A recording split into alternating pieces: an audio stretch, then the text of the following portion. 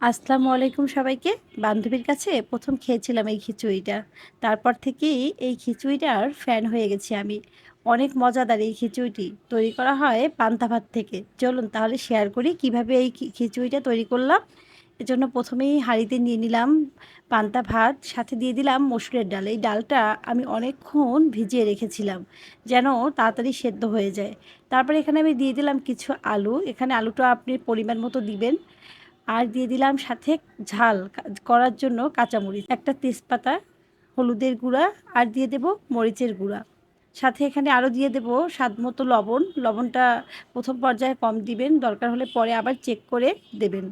সাথে এখানে আরও দিয়ে দিলাম আদা রসুন বাটা, দিয়ে দেব জিরা বাটা। অনেক মজা হয় এই খিচুড়িটা। বান্ধবীর কাছে না খেলে বুঝতেই পারতাম না যে পান্তা ভাত থেকে এত মজার খিচুড়ি তৈরি করা যায়।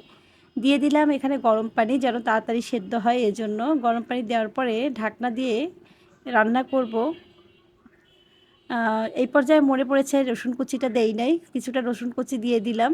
তারপরে ঢাকনা দিয়ে রান্না করলাম কিছুক্ষণ। যখন সেদ্ধ হয়ে গেছে ঢাকনাটা খুলে একটা খুন্তির সাহায্যে খুব ভালো করে সবকিছু একটু নেড়ে দেব। সবকিছু একটু ভালো করে নেড়ে দিয়ে আবারও কিছুক্ষণ জাল করে ভালো করে সেদ্ধ করে নেব। যখন খুব ভালো করে সেদ্ধ হয়ে যাবে তখন একটা ডাল ঘুটনির সাহায্যে সবকিছু খুব ভালো করে একটু ভেঙে দিতে হবে। এই ভেঙে দেওয়াটা খুব ইম্পর্টেন্ট। এই কারণে খিচুড়ির স্বাদটা কিন্তু অনেক বেশি ভালো লাগবে। আস্ত, আস্ত থাকলে, দানা, দানা থাকলে ভালো লাগবে না। অবশ্যই এই কাজটা করবেন। একটা ডাল ঘুটনির সাহায্যে অবশ্যই সবকিছু ভেঙে একসাথে মিশিয়ে দিবেন।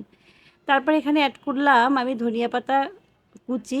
আমার সবটুকু খিচুড়ি ঘুটে নেওয়া হয়ে গেছে। তারপরে এই ধনিয়া পাতা কুচি অ্যাড করলাম। এবার আমি বাগার দিয়ে নেব। এজন্য একটা কড়াই দিয়ে দিলাম। কড়াইতে দিয়ে দিলাম শুকনো মরিচ মাঝখান থেকে ভেঙে।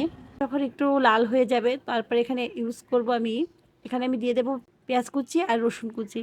পেঁয়াজ কুচি আর রসুন কুচিটা আমি খুব ভালো করে ধৈর্য সহকারে ভেজে নেব, একদম লাল করে ভেজে নেব।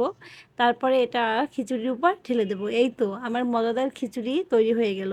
খুবই সহজ এবং অনেক বেশি মজা হয় এই খিচুড়িটা। অনেক সময় আমার রান্না করতে ভালো না লাগলেও সহজে এই খিচুড়িটা তৈরি করে ফেলি। আমার ছেলে আর আপনাদের ভাইয়া তো অনেক পছন্দ করে এই খিচুড়িটা। গরম, গরম এই খিচুড়িটা খেতে অনেক বেশি মজা। চাইলে আপনি ডিম ভাজার সাথেও পরিবেশন করতে পারেন। বাগার দেওয়ার পর আর বেশিক্ষণ জাল করবেন না, তাহলে বাগারের সুন্দর স্মেলটা আর থাকবে না।